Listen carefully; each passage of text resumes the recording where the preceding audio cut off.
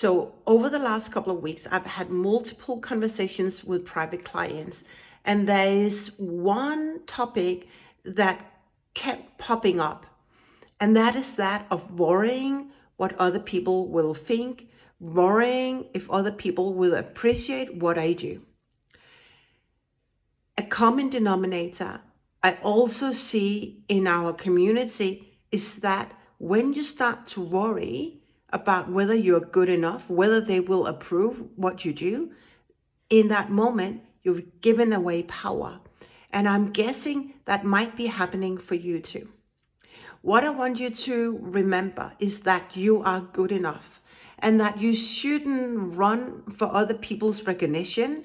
What you should do instead, you should be so focused on serving other people, be so curious about the real problem, the real pain, which they do not know unless you ask bold questions.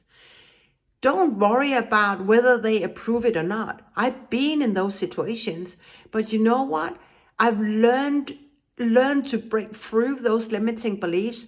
I've learned to own my wisdom and my greatness, and that is something I remind myself of daily. Otherwise, I would also be in that trap of, oh, what will they say if I do that? What will they say if I post that, right? And I teach my clients in owning their space and owning their wisdom. So remember that, show up, serve so passionately, because that's the reason why you have that role. You are not in that role to give away power. You are in that role to serve other people and help them go from where they are right now to where they want to be, right? Remember that equation. You take them over the bridge, the epiphany, but you can only take them over the bridge, give them that aha moment when you show up and serve so deeply. And when you do that, you trust the process, you trust that you are good enough. And you trust that you have everything that you require, everything that you need to be in that role.